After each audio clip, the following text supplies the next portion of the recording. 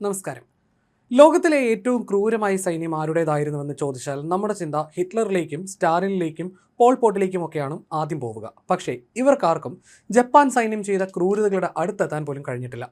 രണ്ടാം ലോക മഹായുദ്ധത്തിൽ അത്രയ്ക്കും കൊടും കൊലവെറിയാണ് ജാപ്പ് സൈന്യം കാട്ടിക്കൂട്ടിയത്.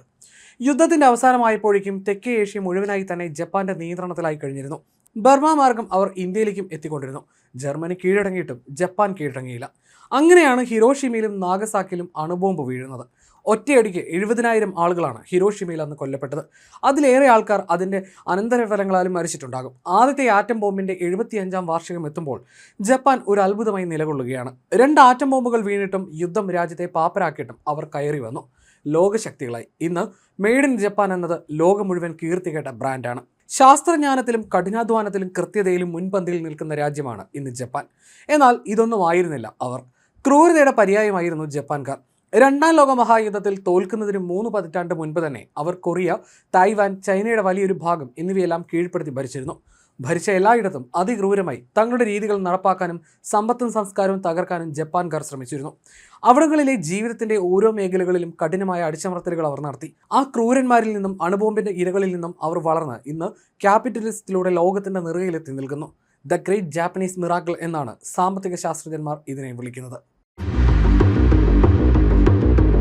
രണ്ടാം ലോക മഹായുദ്ധകാലത്ത് ജപ്പാൻ സൈന്യം കാട്ടിയ ക്രൂരതകൾ മനുഷ്യ ചരിത്രത്തിലെ തന്നെ ഏറ്റവും ഭീകരമായ ഒന്നായിട്ടാണ് കണക്കാക്കപ്പെടുന്നത്. രണ്ടാം സിനോ ജാപ്പനീസ് യുദ്ധത്തിന്റെ ഭാഗമായി ചൈനയുടെ അന്നത്തെ തലസ്ഥാന നഗരമായ നാൻജിങ്ങിൽ ജപ്പാൻ സൈന്യം നടത്തിയ കൂട്ടക്കൊലകളും അക്രമങ്ങളും ഇതിന് തെളിവാണ്. 1937 ഡിസംബർ 13-നാണ് ജപ്പാൻ സൈന്യം നാൻജിങ് നഗരം പൂർണ്ണമായി കൈയേറിയത്. തുടർന്നുണ്ടായ 6 ആഴ്ചകളിൽ അവിടെ അരങ്ങേറിയത് സങ്കല്പിക്കാൻ കഴിയാത്ത ക്രൂരതകളായിരുന്നു. സന്യാസികളെയും കുട്ടികളെയും പോലും വരി നിർത്തി തലവെട്ടി. ചരിത്രകാരന്മാരുടെ കണക്കനുസരിച്ച് ഏകദേശം 2 ലക്ഷത്തിനും 3 ലക്ഷത്തിനും ഇടയിൽ ചൈനീസ് ജനങ്ങളും നിരായുധരായ സൈനികരും കൊല്ലപ്പെട്ടു. അതിക്രൂരമായിരുന്നു പല കൊലപാതക രീതികളും. ജപ്പാൻ സൈന്യം വലിയ കുഴികൾ നിർമ്മിച്ച് ജനങ്ങളെ അതിലേക്ക് ഇറക്കി നിർത്തും. തുടർന്ന് അവരുടെ കഴുത്തറ്റ മണ്ണ് മൂടും. അതിനുശേഷം ഇരകളുടെ തലയിലൂടെ കുതിരകളെ ഓടിച്ചു കയറ്റുകയോ വാളുകൾ ഉപയോഗിച്ച് ജീവനോടെ തല വെട്ടിമാറ്റുകയോ ചെയ്യുന്നത് ജാപ്പനീസ് ഓഫീസർമാരുടെ വിനോദമായിരുന്നു. ചരിത്രകാരന്മാർ രേഖപ്പെടുത്തിയതിൽ വെച്ച് ഏറ്റവും ഭീകരമായ രീതിയായിരുന്നു നായ്ക്കളെ കൊണ്ട് കൊല്ലിപ്പിച്ചത്. ആളുകളുടെ അരയ്ക്കൊപ്പം മണ്ണിൽ കുഴിച്ചിട്ട ശേഷം ജപ്പാൻ സൈന്യത്തിന്റെ പരിശീലനം ലഭിച്ച വലിയ ജർമ്മൻ ഷെപ്പേർഡ് നായ്ക്കളെ അവർ തുറന്നുവിടും. ജീവനോടെ ഇരിക്കുമ്പോൾ തന്നെ നായ്ക്കൾ അവരുടെ ശരീരഭാഗങ്ങൾ കടിച്ചു കയറി തിന്നുകയായിരുന്നു പതിവ്.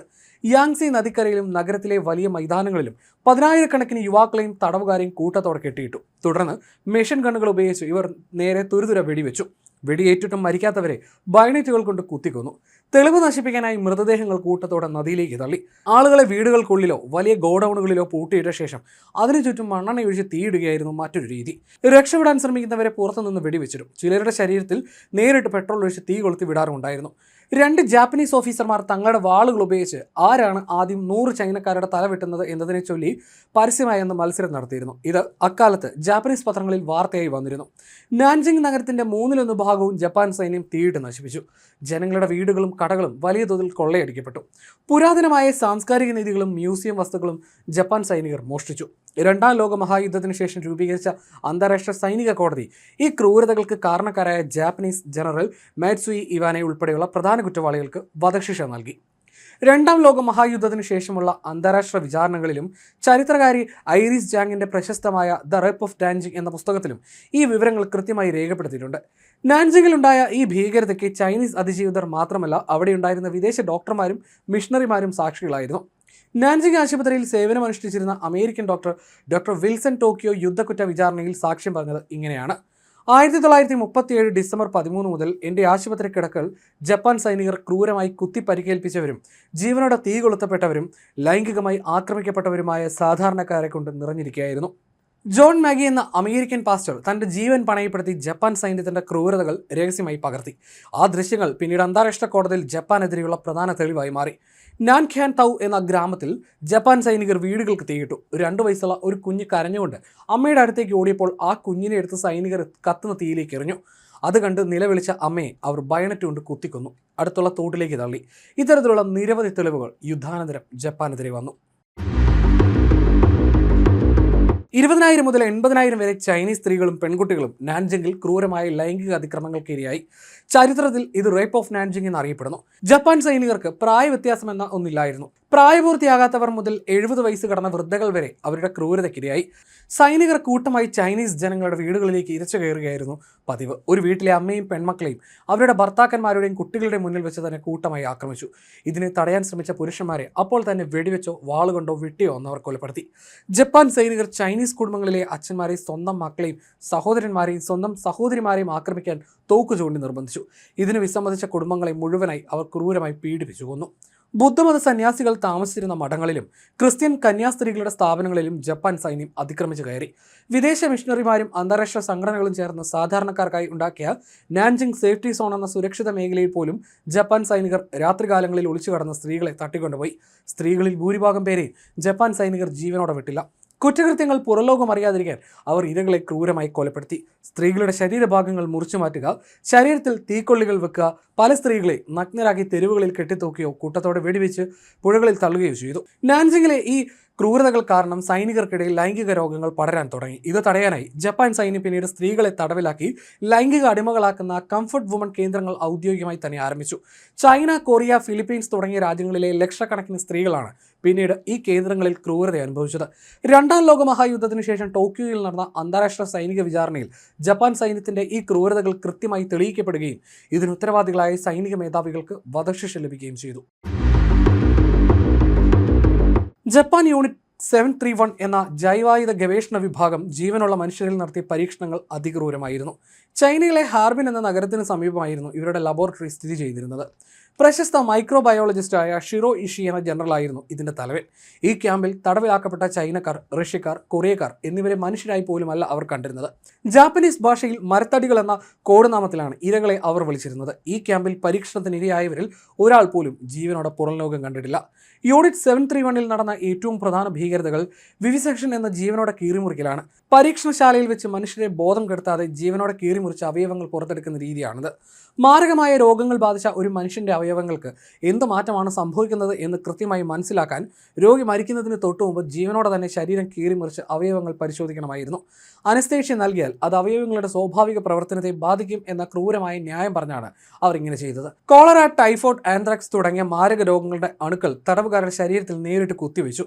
രോഗം പടരുന്നതിന്റെ ഘട്ടങ്ങൾ അവർ ദിവസവും നിരീക്ഷിച്ചു. പിന്നീട് ഈ അണുക്കളെ ബോംബുകളിലാക്കി ചൈനയിലെ വിവിധ ഗ്രാമങ്ങളിൽ ജപ്പാൻ വിമാനം വഴി നിക്ഷേപിച്ചു. ഇത് കാരണം ലക്ഷക്കണക്കിന് സാധാരണക്കാരായ ചൈനീസ് ജനങ്ങളാണ് പ്ലേഗ് ബാധിച്ച് മരിച്ചത്. അന്ന് അവർ ചെയ്തു കൂട്ടിയ ക്രൂരതകൾക്കൊക്കെ ജപ്പാന്റെ ചക്രവർത്തിയായ ഹിരോഹിതോയുടെ അനുമതിയും ഉണ്ടായിരുന്നു.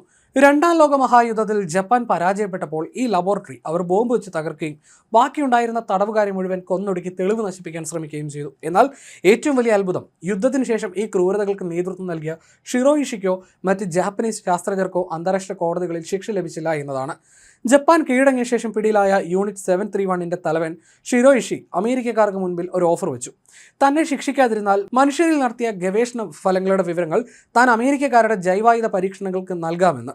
ഇത്തരം മനുഷ്യ പരീക്ഷണങ്ങൾ ഒരു തരത്തിലും അമേരിക്കയിൽ നടത്താനാവാത്തതിനാലും അങ്ങനെ പരീക്ഷണങ്ങൾ നടത്താതെ തന്നെ ഇത്തരം അറിവുകൾ തങ്ങൾക്ക് ലഭിക്കുമല്ലോ എന്ന സന്തോഷത്താലും അമേരിക്കക്കാർ ഷിറോ ഇഷിയെ ഒന്നും ചെയ്തില്ല. നാസികൾ ചെയ്ത ക്രൂരതകൾ ഓരോന്നായി എണ്ണി പെറുക്കി വിചാരണ ചെയ്തപ്പോൾ അതിലും ഭീകരമായ കുറ്റകൃത്യങ്ങൾ ചെയ്തവർ യുദ്ധാനന്തര പുറത്തിറങ്ങി വിചാരണ പോലുമില്ലാതെ മികച്ച ഉദ്യോഗങ്ങൾ സ്വീകരിച്ച് സാധാരണ ജീവിതം നയിച്ചു. തങ്ങൾക്ക് ഗുണപ്രദമായ എന്തൊക്കെയോ വിവരങ്ങൾ കിട്ടുമെന്ന തോന്നൽ വന്നപ്പോൾ അമേരിക്കയുടെ നീതിയിലും ന്യായത്തിനുള്ള വിശ്വാസം ആവിയായിപ്പോയി. എന്നിട്ട് ഉപയോഗപ്രദമായ വിവരങ്ങൾ കാര്യമായിട്ടൊന്നും തന്നെ അമേരിക്കക്കാർക്ക് കിട്ടിയതുമില്ല. ജപ്പാന്റെ ക്രൂരതകൾ ചൈനയിൽ മാത്രം ഒതുങ്ങുന്നതായിരുന്നില്ല. ഇന്തോനേഷ്യ, ഫിലിപ്പീൻസ്, കൊറിയ, വിയറ്റ്നാം തുടങ്ങിയ ഏഷ്യൻ രാജ്യങ്ങളിലെല്ലാം ജാപ്പ് സൈന്യം ദുരന്തം വിതച്ചു. രണ്ടാം ലോക മഹായുദ്ധത്തിൽ ജപ്പാന്റെ അധിനിവേശവും യുദ്ധക്കുറ്റങ്ങളും കാരണം ഏകദേശം 1.9 കോടി മുതൽ 3 കോടി വരെ ആളുകൾ മരണപ്പെട്ടിട്ടുണ്ടെന്നാണ് ചരിത്രകാരന്മാർ കണക്കാക്കുന്നത്. ചൈനയിൽ മാത്രം ജപ്പാൻ സൈന്യത്തിന്റെ ആക്രമണങ്ങളിലും അവർ കൃത്രിമമായി ഉണ്ടാക്കിയ പട്ടിണിയിലും രോഗങ്ങളിലും പെട്ട ഏകദേശം 2 കോടിയോളം ആളുകളാണ് മരിച്ചത്. ഇന്തോനേഷ്യയിൽ ജപ്പാൻ അധിനിവേശ കാലത്തുണ്ടായ കടുത്ത പട്ടിണിയും നിർബന്ധിത തൊഴിൽ പീഡനങ്ങളും കാരണം 30 മുതൽ 40 ലക്ഷം വരെ ആളുകൾ മരിച്ചു. ഫിലിപ്പീൻസിൽ 5 ലക്ഷത്തിനും 10 ലക്ഷത്തിനും ഇടയിലും വിയറ്റ്നാമിൽ 10 ലക്ഷത്തിലധികം ആളുകളും ജപ്പാൻ കാരണം മരണമടഞ്ഞു. പിടിയിലായ ലക്ഷക്കണക്കിന് സഖ്യകക്ഷി സൈനികർ, പ്രത്യേകിച്ച് അമേരിക്ക, ബ്രിട്ടൻ, ഇന്ത്യ തുടങ്ങിയ രാജ്യങ്ങളിലെ സൈനികർ ക്രൂരമായ പീഡനങ്ങൾ കാരണം തടവറകളിൽ വെച്ച് മരിച്ചു. ഇങ്ങനെ ഭീതി വിതച്ച് നീങ്ങുന്ന ജപ്പാനെ അവസാനിപ്പിക്കാൻ വേണ്ടി തന്നെയാണ് അണുബോംബിടാൻ അമേരിക്ക തീരുമാനിച്ചത്. ആറ്റോമിക് ബോംബിടുന്നതിന് മുൻപ് തന്നെ 67 ജപ്പാൻ നഗരങ്ങൾ സാധാരണ ബോംബുകൾ ഉപയോഗിച്ച് തകർത്തിരുന്നു. മാനവ ചരിത്രത്തിലെ ഏറ്റവും വലിയ ബോംബിംഗ് ആയിരുന്നു മാർച്ച് മാസത്തിൽ ഒറ്റ രാത്രിയിൽ ടോക്കിയോയിൽ നടത്തിയത്. ടോക്കിയോ നഗരമധ്യത്തിലെ 10,000 ഏക്കർ സ്ഥലം ബോംബിംഗിൽ നശിച്ചപ്പോൾ 1 ലക്ഷത്തോളം ആൾക്കാർ കൊല്ലപ്പെട്ടപ്പോൾ 10 ലക്ഷത്തോളം ആളുകൾ ഭവനരഹിതരായി. ജൂൺ പകുതി ആയപ്പോഴേക്കും ജപ്പാന്റെ ഏറ്റവും വലിയ 6 നഗരങ്ങൾ സഖ്യസേന പൂർണ്ണമായി തന്നെ നശിപ്പിച്ചിരുന്നു. ജപ്പാന്റെ സമ്പദ് വ്യവസ്ഥ തകർന്നടിഞ്ഞു. മത്സ്യ ഉൽപ്പാദനവും അരി ഉൽപ്പാദനവും ഏറ്റവും താഴെയെത്തി. രണ്ടാം ലോക മഹായുദ്ധം അവസാനിപ്പിക്കാനും ജപ്പാനെ കീഴടക്കാനും അമേരിക്കൻ പ്രസിഡന്റ് ഹാരി എസ് ട്രൂമാനാണ് ബോംബിടാനുള്ള അന്തിമ അനുമതി നൽകിയത്. 1945 മെയ് മാസത്തിൽ ജർമ്മനി കീഴടങ്ങിയപ്പോൾ ജപ്പാൻ യുദ്ധം തുടർന്നുകൊണ്ടേയിരുന്നു. ജപ്പാൻ ദ്വീപുകളിലേക്ക് നേരിട്ട് സൈന്യത്തെ ഇറക്കി ആക്രമിച്ചാൽ ലക്ഷക്കണക്കിന് അമേരിക്കൻ സൈനികർ കൊല്ലപ്പെടുമെന്ന് US സൈനിക മേധാവികൾ ഭയന്നു. ഈ സാഹചര്യത്തിൽ US army chief of staff general George മാർഷലിന്റെ നിർദ്ദേശപ്രകാരം ജപ്പാനിലെ നഗരങ്ങളിൽ അണുബോംബ് പ്രയോഗിക്കാൻ അനുമതി നൽകിക്കൊണ്ടുള്ള ഔദ്യോഗിക ഉത്തരവ് 1945 ജൂലൈ 25 പുറപ്പെടുവിച്ചു. തൊട്ടടുത്ത ദിവസം, അതായത് ജൂലൈ 26 അമേരിക്കയും സഖ്യകക്ഷികളും ജപ്പാനോട് ഉപാധികളില്ലാതെ കീഴടങ്ങാൻ ആവശ്യപ്പെട്ടു. ഇല്ലെങ്കിൽ ഉടൻ തന്നെ പൂർണ്ണമായ നാശം സംഭവിക്കും എന്ന് മുന്നറിയിപ്പ് നൽകി. എന്നാൽ ജപ്പാൻ ഈ മുന്നറിയിപ്പ് തള്ളി. ഇതേ തുടർന്ന് ഉത്തരവ് നടപ്പിലാക്കുകയും 1945 ഓഗസ്റ്റ് 6 ഹിരോഷിമയിൽ അണുബോംബ് വീണു. 3 ദിവസങ്ങൾക്ക് ശേഷം ഓഗസ്റ്റ് 9 നാഗസാക്കിയിലും ആറ്റം ബോംബിട്ടു. ഇതോടെ ലക്ഷക്കണക്കിന് ആളുകൾക്ക് ജീവൻ നഷ്ടമായി. എന്നിട്ടും ജപ്പാൻ കീഴടങ്ങിയില്ല. ഒടുവിൽ ടോക്കിയോ നഗരത്തിൽ ആറ്റം ബോംബിടുമെന്ന അഭ്യൂഹം വന്നതോടെയാണ് ഓഗസ്റ്റ് 15 ജപ്പാൻ കീഴടങ്ങുന്നത്. യുദ്ധത്തിന് ശേഷം 75 വർഷം കഴിഞ്ഞിട്ടും ഇന്നും ആറ്റം ബോംബ് ഇടണമായിരുന്നോ വേണ്ടയോ എന്ന ചർച്ച തുടർന്നുകൊണ്ടിരിക്കുന്നു. ഏകദേശം 26 ലക്ഷം മുതൽ 31 ലക്ഷം വരെ സൈനികരും സാധാരണക്കാരും ജപ്പാന്റെ ഭാഗത്തു നിന്ന് രണ്ടാം ലോക മഹായുദ്ധത്തിൽ കൊല്ലപ്പെട്ടുവെന്നാണ് കണക്ക്. രണ്ടാം ലോക മഹായുദ്ധത്തിൽ പൂർണ്ണമായി തകർന്നടിഞ്ഞ ജപ്പാൻ ശത്രുക്കളായിരുന്ന അമേരിക്കയുമായി കൈകോർത്തുകൊണ്ടാണ് ഇന്നത്തെ ആഗോള സാമ്പത്തിക വ്യാവസായിക ശക്തിയെ അതിശയിപ്പിക്കുന്ന വേഗത്തിൽ വളർന്നത്. ചരിത്രത്തിൽ ഈ അവിശ്വസനീയമായ സാമ്പത്തിക വളർച്ചയെ the great Japanese economic miracle എന്നാണ് വിളിക്കുന്നത്. യുദ്ധത്തിൽ ജപ്പാൻ കീഴടങ്ങിയതിനു ശേഷം 1945 മുതൽ 1952 വരെ അമേരിക്കൻ ജനറൽ ഡഗ്ലസ് മകാർത്തറുടെ നേതൃത്വത്തിലുള്ള സഖ്യകക്ഷി സൈന്യമാണ് ജപ്പാൻ ഭരിച്ചത്. ജപ്പാനെ വീണ്ടും ഒരു യുദ്ധത്തിലേക്ക് നയിക്കാത്ത ശാന്തമായ ഒരു ജനാധിപത്യ രാജ്യമാക്കുക എന്നതായിരുന്നു അമേരിക്കയുടെ ലക്ഷ്യം. അമേരിക്കയുടെ മേൽനോട്ടത്തിൽ ജപ്പാൻ പുതിയൊരു ഭരണഘടന നിർമ്മിച്ചു. ഇതിലെ 9ാം വകുപ്പ് പ്രകാരം ജപ്പാൻ തങ്ങളുടെ സ്വന്തം സൈന്യത്തെയും യുദ്ധം ചെയ്യാനുള്ള അവകാശത്തെയും ഉപേക്ഷിച്ചു. വലിയ ഭൂ ഉടമകളിൽ നിന്ന് ഭൂമി വാങ്ങി സാധാരണക്കാരായ കർഷകർക്ക് നൽകി. ഇത് ഗ്രാമീണ സമ്പദ് വ്യവസ്ഥയെ ശക്തമാക്കി. യുദ്ധകാലത്ത് ജപ്പാൻ സൈന്യത്തെ സഹായിച്ചിരുന്ന കുത്തക കുടുംബ കമ്പനികളുടെ കൂട്ടായ്മകളെ അമേരിക്ക തകർത്തു. ഇത് വിപണിയിൽ പുതിയ കമ്പനികൾക്ക് വരാൻ തുല്യ അവസരം നൽകി. 1940കളുടെ അവസാനത്തോടെ ലോകത്ത് അമേരിക്കയും സോവിയറ്റ് യൂണിയനും തമ്മിലുള്ള ശീതയുദ്ധം ആരംഭിച്ചു. ചൈന കമ്മ്യൂണിസ്റ്റ് രാജ്യമായി മാറിയതോടെ ഏഷ്യയിൽ കമ്മ്യൂണിസത്തെ തടയാൻ ജപ്പാനെ ശക്തമായ ഒരു പങ്കാളിയാക്കണമെന്ന് അമേരിക്ക തീരുമാനിച്ചു. ഇതിനായി ജപ്പാനെ ശിക്ഷിക്കുന്നതിന് പകരം അവരെ സാമ്പത്തികമായി സഹായിക്കുന്ന നയം അമേരിക്ക സ്വീകരിച്ചു. അയൽ രാജ്യമായ കൊറിയയിൽ യുദ്ധം പൊട്ടിപ്പുറപ്പെട്ടപ്പോൾ അമേരിക്കൻ സൈന്യത്തിന് ആവശ്യമായ വസ്ത്രങ്ങൾ, വാഹനങ്ങൾ, മറ്റു ഉപകരണങ്ങൾ എന്നിവ നിർമ്മിക്കാനുള്ള വലിയ ഓർഡറുകൾ ലഭിച്ചത് ജപ്പാനിലെ ഫാക്ടറികൾക്കായിരുന്നു. ഇത് ജപ്പാന്റെ വ്യവസായ മേഖലയ്ക്ക് വലിയ ഉണർവ് നൽകി. 1950കൾ മുതൽ 1980കൾ വരെയുള്ള കാലഘട്ടത്തിലാണ് ജപ്പാൻ ലോകത്തെ ഞെട്ടിച്ചുകൊണ്ട് വ്യാവസായിക ശക്തിയായി മാറിയത്. സ്വന്തമായി വലിയൊരു സൈന്യം ഇല്ലാതിരുന്നതിനാൽ ജപ്പാന്റെ സുരക്ഷാ ചുമതല അമേരിക്ക ഏറ്റെടുത്തു. ഇതിനാൽ പ്രതിരോധ കാര്യങ്ങൾക്കായി ജപ്പാന് വലിയ തുക ചെലവഴിക്കേണ്ടി വന്നില്ല. ആ പണം മുഴുവൻ അവർ വിദ്യാഭ്യാസം, ശാസ്ത്രം, വ്യവസായം എന്നിവയ്ക്കായി ഉപയോഗിച്ചു. അമേരിക്കയിൽ നിന്നും മറ്റു പാശ്ചാത്യ രാജ്യങ്ങളിൽ നിന്നും പുതിയ സാങ്കേതിക വിദ്യകൾ ജപ്പാൻ ഇറക്കുമതി ചെയ്തു. അമേരിക്കൻ എഞ്ചിനീയറായ W. എഡ്വേർഡ്സ് ഡെമിങ്ങിന്റെ ആശയങ്ങൾ കടമെടുത്ത് ഉൽപ്പന്നങ്ങളുടെ ഗുണനിലവാരം വർദ്ധിപ്പിക്കുന്നതിൽ ജപ്പാൻ ശ്രദ്ധ കേന്ദ്രീകരിച്ചു. മെയ്ഡ് ഇൻ ജപ്പാൻ എന്നാൽ ഏറ്റവും മികച്ചത് എന്ന് അവർ പേര് നേടിയെടുത്തു. Sony, Panasonic, Toyota, Honda, Mitsubishi തുടങ്ങിയ ജാപ്പനീസ് കമ്പനികൾ ഇലക്ട്രോണിക്സ്, ഓട്ടോമൊബൈൽ രംഗങ്ങളിൽ ലോക വിപണി കീഴടക്കി. ജപ്പാന്റെ അന്താരാഷ്ട്ര വ്യാപാര വ്യവസായ മന്ത്രാലയം രാജ്യത്തെ കമ്പനികൾക്ക് കൃത്യമായ മാർഗനിർദ്ദേശവും വായ്പകളും നൽകി സഹായിച്ചു. ഈ കൂട്ടായ പരിശ്രമങ്ങളുടെ ഫലമായി 1960കളുടെ അവസാനത്തോടെ ജപ്പാൻ ലോകത്തിലെ ഏറ്റവും വലിയ രണ്ടാമത്തെ സമ്പദ് വ്യവസ്ഥയായി മാറി. യുദ്ധത്തിൽ തകർന്നടിഞ്ഞ് വെറും 2 പതിറ്റാണ്ടുകൾക്കുള്ളിൽ 1964 ടോക്കിയോ ഒളിമ്പിക്സ് വിജയകരമായി നടത്തിക്കൊണ്ട് തങ്ങൾ ലോകശക്തിയായി തിരിച്ചെത്തിയെന്ന് ജപ്പാൻ പ്രഖ്യാപിച്ചു. അമേരിക്കയുടെ തന്ത്രപരമായ സഹായവും ജാപ്പനീസ് ജനതയുടെ കഠിനാധ്വാനവും അച്ചടക്കവുമാണ് ചാരത്തിൽ നിന്നും ജപ്പാനെ ഇന്നത്തെ അത്യാധുനിക വ്യവസായ സാമ്രാജ്യമാക്കി മാറ്റിയത്. ഇന്ന് ആദ്യത്തെ ആറ്റം ബോംബിട്ടതിൻ്റെ 75ാം വാർഷികം എത്തുമ്പോൾ ജപ്പാൻ അതെല്ലാം അതിജീവിച്ച് ലോകശക്തികളായി മാറിക്കഴിഞ്ഞു.